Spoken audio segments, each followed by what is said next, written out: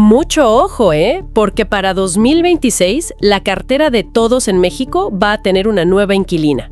Y es obligatoria. Una nueva credencial, sí. Exacto. Una que a primera vista dices, otra identificación. Pero no, ¿eh?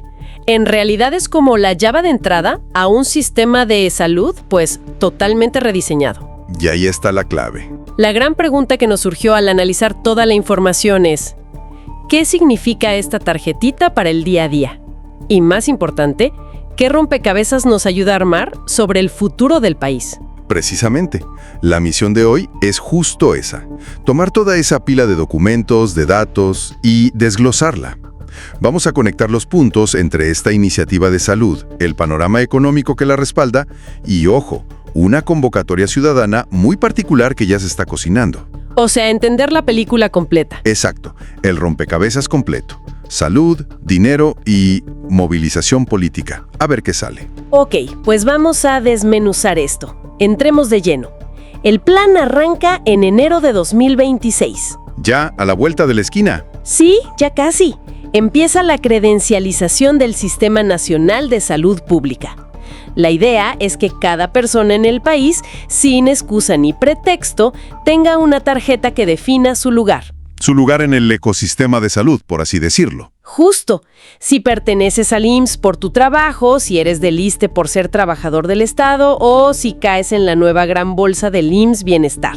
Que es donde va a estar la mayoría de la gente que no tiene un empleo formal. Básicamente, es como el sombrero seleccionador de Harry Potter, pero para la salud. Te va a decir a qué casa perteneces. Me gusta la analogía. Gryffindor, IMSS, Hufflepuff, ISSSTE. Ándale. Y pues IMSS Bienestar para todos los demás. La promesa es que nadie se quede sin un lugar donde lo atiendan, que se acabe el clásico no soy derechohabiente. Y lo fascinante aquí no es solo la tarjeta, sino la arquitectura que sostiene toda esta idea. Esto no es algo que se sacaron de la manga. No, para nada. Es la materialización, la culminación de un plan que lleva, pues ya un buen rato gestándose. Crear un sistema de salud único y universal. Y aquí hay un punto que a muchos se les escapa y que es crucial para entender cómo llegaron a esto. ¿Te refieres a lo del outsourcing? Exacto. La reforma que prácticamente eliminó la subcontratación. Sí, esa fue la pieza clave del dominó, la primera que empujaron. Entiende esa conexión financiera. Es un punto que sale una y otra vez. Prohíbes el outsourcing, las empresas tienen que registrar a sus empleados en el IMSS, pagan cuotas completas y listo. Pero, a ver, uno de los editoriales que analizamos lo llama simplificación optimista. Ah, claro. Porque no es tan fácil. No. Señala que, sí, los ingresos del IMSS aumentaron, pero la formalización ha sido parcial. Y que el costo real de absorber a millones de personas en el IMSS Bienestar podría, pues, superar por mucho esos ingresos extra. ¿Cómo se resuelve eso? Esa es la crítica fundamental y es totalmente válida. La perspectiva oficial, o lo que se puede leer entre líneas, es que este es un primer paso, un modelo escalonado. Un capital semilla, dices. Ándale, justo eso. El aumento en las cuotas no es la solución final, es el capital semilla.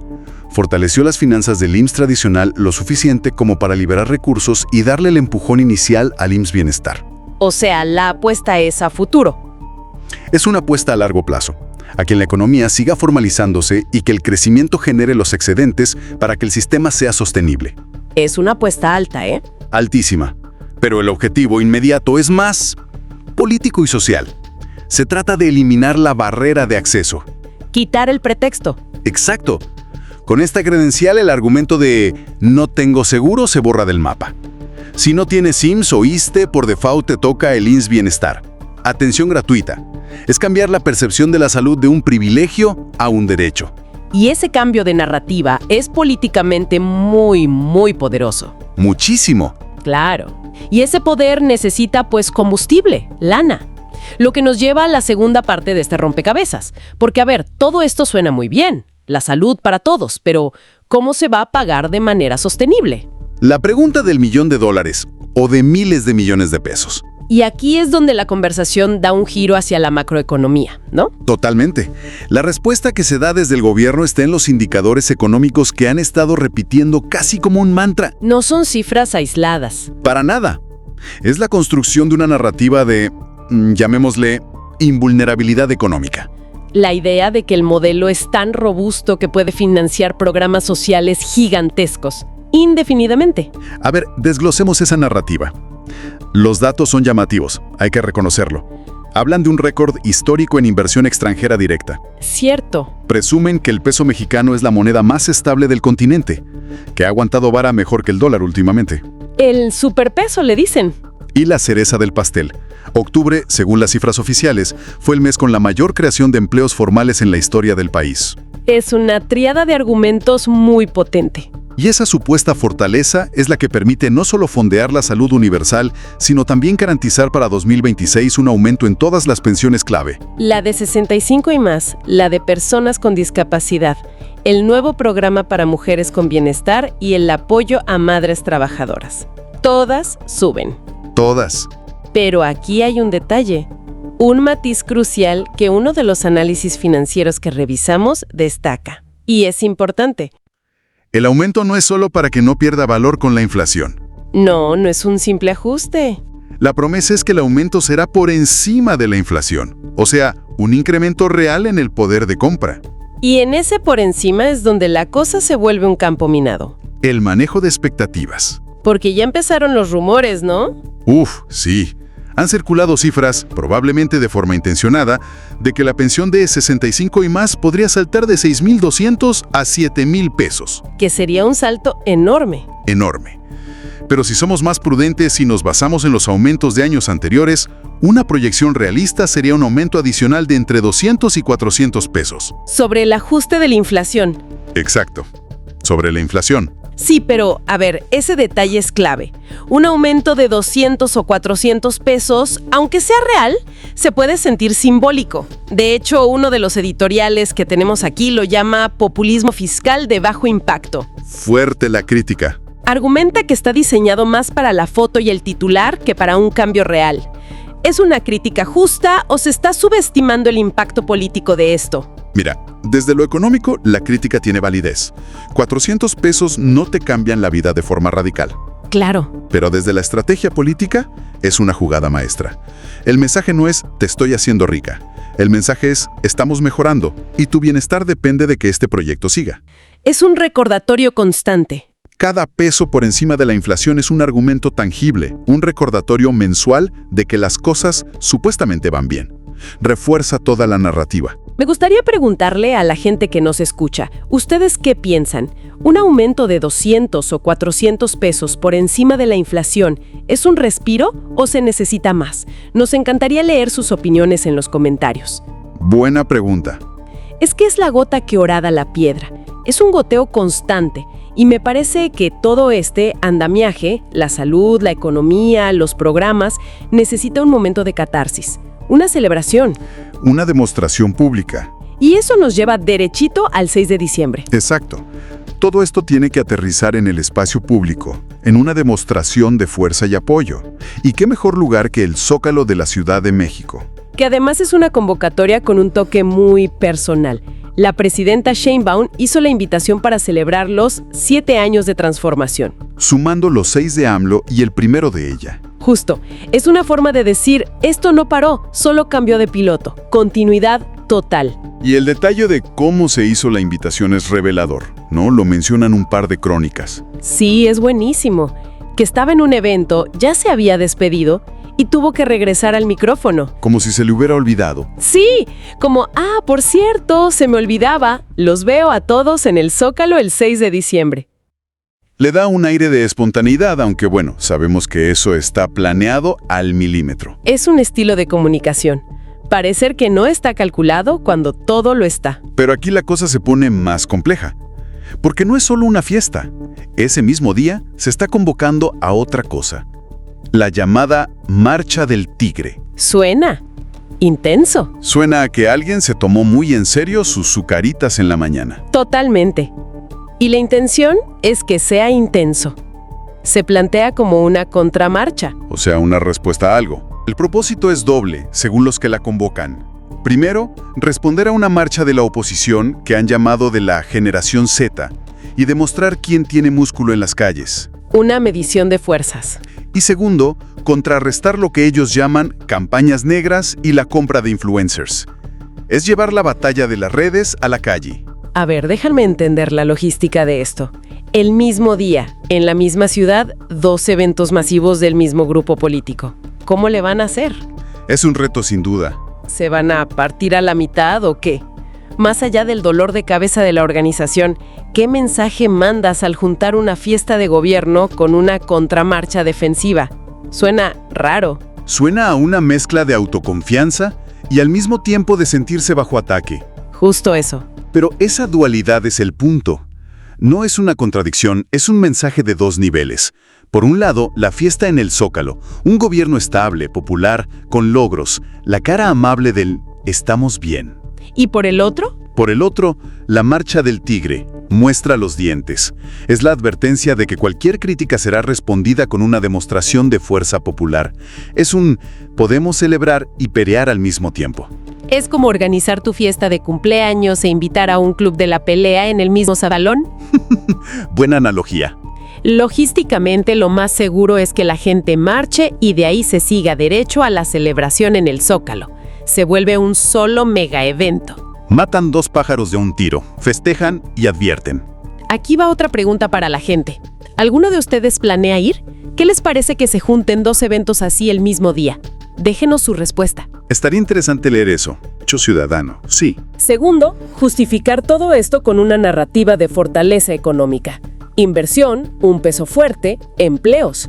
Y con eso, la promesa de aumentos en las pensiones. Aumentos reales aunque sean modestos. Y tercero, la culminación de todo esto en una demostración política masiva el 6 de diciembre. Un evento doble que es fiesta y advertencia. Todo en uno. Y si lo vemos en conjunto, todo esto nos lleva a una reflexión final. Con la salud universalizada, con la economía como motor del bienestar y la movilización masiva como refrendo, estamos viendo cómo se consolida un nuevo tipo de contrato social en el país. ¿A qué te refieres con eso? A un contrato donde el Estado te garantiza ciertos mínimos universales y a cambio pide una lealtad política que se demuestra en las urnas y en las calles. ¿Y qué implica eso para el futuro? Para la oposición, para la propia idea de ciudadanía.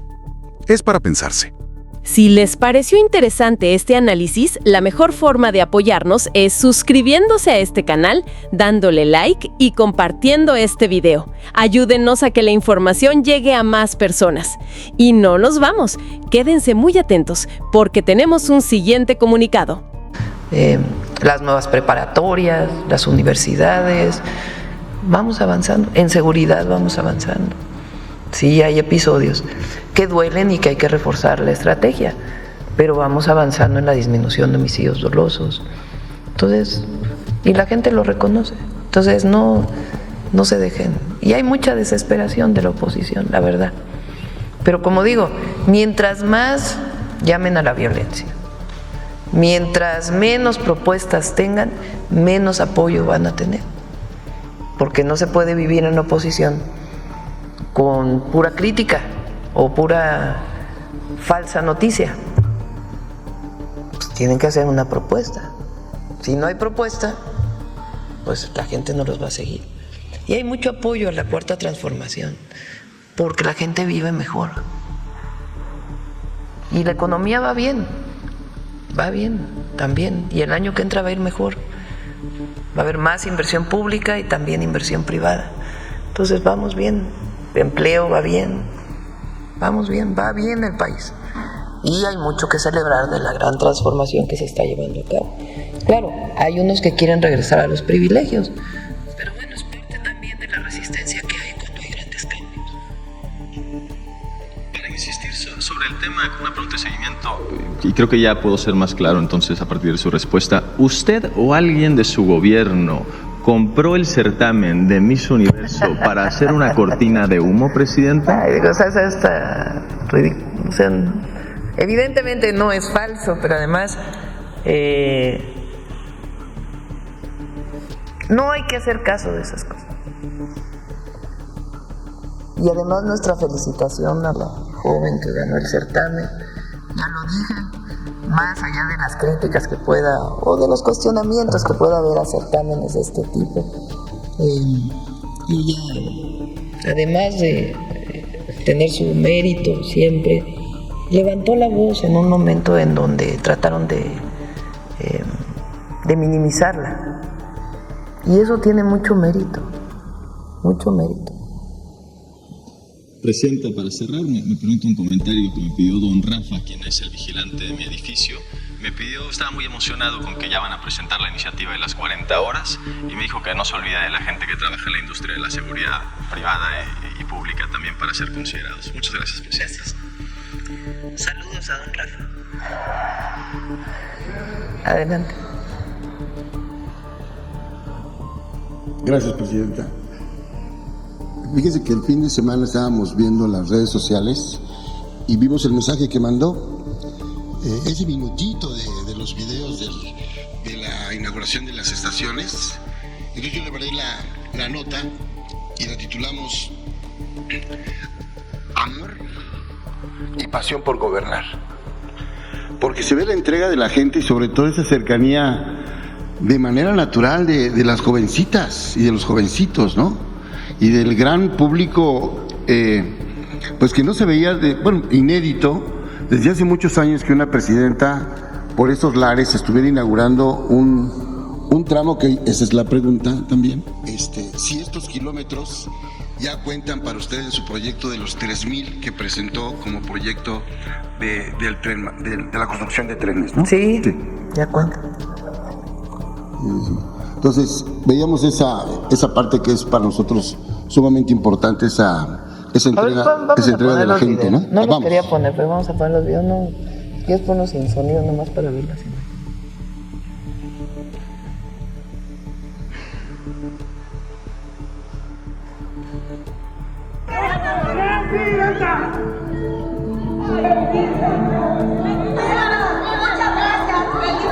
El día de ayer inauguramos el tramo del tren interoceánico que va de Tonalá, Chiapas, hasta Ixtepec, Oaxaca. Nos detuvimos en todas las estaciones, un paseo maravilloso. Hoy ya está funcionando ese tren. Gracias, Chamita, se lo agradece. Queremos mucho, presidenta. Gracias. Y estamos en la Mixteca oaxaqueña. Venida, presidenta, aquí estamos. Te vamos a respaldar bien. Hace un año, casi un año, en enero de 2025 estuve por aquí y me comprometí a repavimentar caminos y hacer caminos nuevos. Hoy estamos entregando casi 900 kilómetros de caminos repavimentados, caminos nuevos, y vamos a seguir trabajando. Siempre con nuestra máxima, por el bien de todos, primero los pobres. ¿La prosperidad es compartida o no hay prosperidad? Mucha emotividad ahí. Presidenta, habla de 900 kilómetros, es como de aquí a Veracruz y de regreso, que no es poca cosa. ¿No? Un poquito más, claro, un poquito más. Porque Acapulco, por la del Sol, son como 300 kilómetros. No tanto, porque son 450 kilómetros a Veracruz y son 600 a Acapulco. ¿México, Laredo, cuánto? 1134. Bueno, 200 kilómetros menos. el tema es que ahí, en esta combinación de esfuerzos, en esas palabras, usted llama a recordar la unidad del pueblo mexicano en momentos de tragedia y también de colaboración, como fue los recientes eventos naturales muy feroces cada día por la naturaleza, y cómo en un mes lograron entregarse, primero pues proteger la vida, ¿no? Salvarla, empezar la limpieza, la organización, la prestación de los servicios directos, la donación también de apoyos económicos y de enseres, y la reconstrucción ya con paso firme de lo que son los puentes, más de 56 que se derrumbaron, lo poco que queda, y sobre todo las comunidades alejadísimas como es el Álamo, ¿no? y la orografía tan accidentada. Fíjense, en Guerrero, a veces hablamos poco de ello, más bien hablamos poco de ello. En Guerrero, después del huracán John que nos tocó, Sí. El huracán entró como una semana, unos días antes de que saliera el presidente López Obrador, y ya nos tocó a nosotros atender a la población y la reconstrucción. En Guerrero son alrededor de 68 puentes que estamos haciendo. 68 puentes en las carreteras, porque algunos de ellos resultaron dañados o ya estaban afectados por lluvias previas, Entonces son 68 puentes. Vamos a ir, espero antes de que acabe el año, porque además están haciendo los puentes sobre la carretera que va sobre la costa. Y la verdad, muy importante, además de todo el apoyo que se le dio a la gente. Ahora en Veracruz, San Luis Potosí, Puebla, Hidalgo, menos en Querétaro porque hubo menos afectación, ya se entregaron todos los apoyos, todos, los 2 apoyos que recibieron. Se está haciendo un censo con Aetna para ver cuántas viviendas tienen que reubicarse para que no queden en los laderos del río o de los ríos. Va a haber reubicación de esas personas con apoyos, evidentemente, y ya se está trabajando todo el programa de desasolves, de rehabilitación de carreteras, para todo el proceso de reconstrucción que tiene que haber. Entonces, es un trabajo, y además mi reconocimiento aquí a Jesús Esteva por el tema de los caminos y a todo su equipo, porque realmente es un trabajo permanente de trabajo intenso para poder restaurar, rehabilitar puentes pequeños o en otros casos grandes, pero imagínense 68 puentes en Guerrero. Y ahora en la Mixteca es una de las zonas más pobres del país. Es una zona que tiene mucho reconocimiento al general Lázaro Cárdenas, porque el general, después de su presidencia, lo hacen responsable del Plan Balsas. Sí. Y hace muchísimas obras en Michoacán, en Guerrero, en Oaxaca. Y en particular en la Mixteca hay un montón de pequeñas obras que las hizo el general Lázaro Cárdenas como responsable del Plan Balsas. Ahí vivió un tiempo, mucha cercanía con el pueblo de la Mixteca. Por eso le llamamos al Plan Lázaro Cárdenas. Y lo primero que piden todos es caminos. Entonces hay algunos caminos que prácticamente habían desaparecido porque no se les había invertido. Y para disminuir pobreza, además de los programas de bienestar, aumento del salario, empleo, pues una parte muy importante es que haya comunicación y agua, acceso al agua potable. Esos son los 2 principales que estamos desarrollando, además de salud y educación. Entonces, y apoyos a los artesanos, porque es una zona de muchísimos artesanos.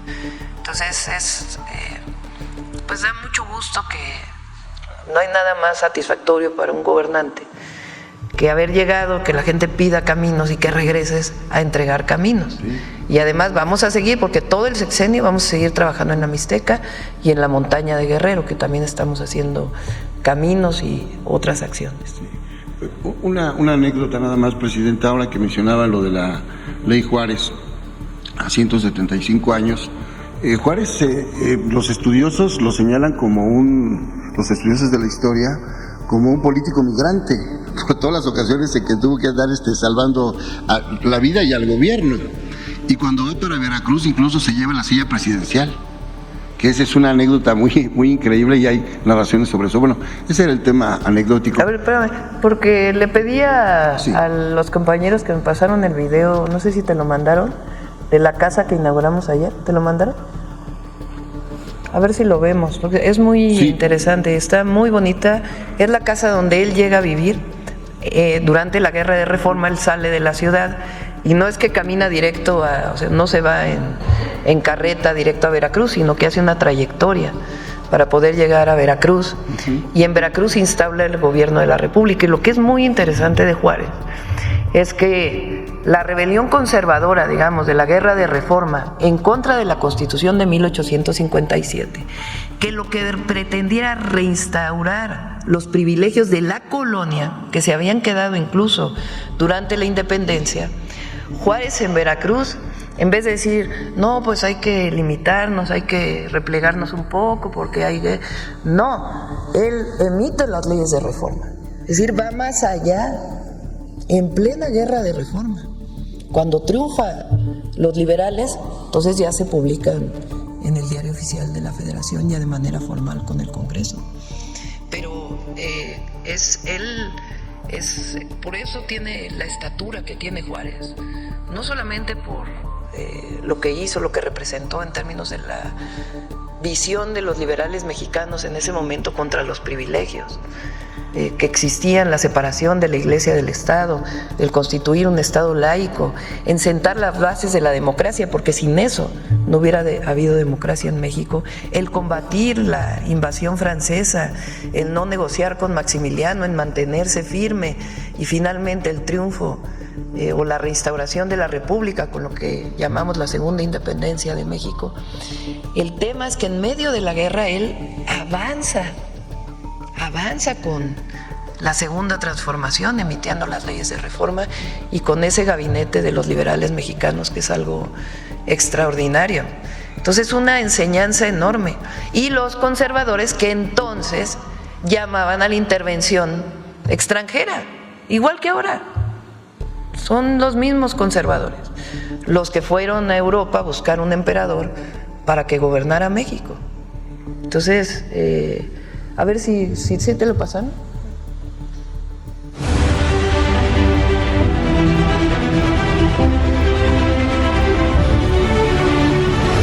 A mediados del siglo XIX, México buscaba definirse entre el pasado y el futuro. Tras el golpe de Estado que desconoció la Constitución y tomó la Ciudad de México, Benito Juárez se trasladó a Guanajuato y desde ahí, el 19 de enero de 1858, asumió de manera interina la presidencia de México. La guerra fue inevitable y el país quedó dividido entre un gobierno de facto, apoyado por los conservadores, y el de la legalidad, respaldado por un gran sector de liberales.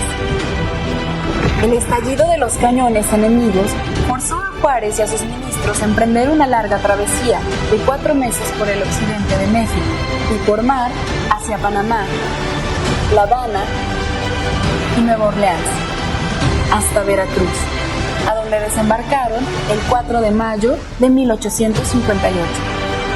En el muelle fueron recibidos por el gobierno del estado y un pueblo jubiloso que lo acompañaron hasta la casa de María Andrea, en la que fueron alojados. Y fue aquí, en Veracruz, donde se expidieron las leyes de reforma, que finalmente separaron la Iglesia del Estado y sentaron las bases de los derechos civiles y de una nación moderna y secular. Durante 9 meses, esta casa estuvo habitada por el presidente Juárez, los ministros Manuel Ruiz y Melchor Ocampo, y sus colaboradores Francisco P. Zendejas y Matías Romero. Con el paso del tiempo, el inmueble cayó paulatinamente en el olvido y abandono. Hoy, gracias a las acciones llevadas a cabo por el gobierno del expresidente Andrés Manuel López Obrador y continuadas por la presidenta Claudia Sheinbaum, el edificio ha sido rescatado.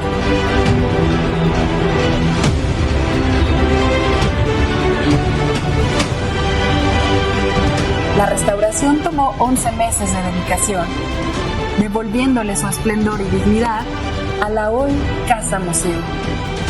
Su exposición permanente muestra la travesía del presidente Benito Juárez y sus ministros, así como la vida cotidiana de la época en la ciudad de Veracruz y una recreación de las habitaciones presidenciales y de los miembros de su gobierno. Si bien la familia Juárez Maza no habitó esta casa, se reproduce el camino peligroso que recorrió Margarita Maza junto con sus 8 hijos por la Sierra Norte de Oaxaca para reunirse con su amado Benito. El Museo Casa Benito Juárez abre hoy sus puertas como un puente entre pasado y presente, un espacio vivo donde la historia no se guarda, se comparte. Una casa que no solo fue testigo del poder, sino refugio de ideales.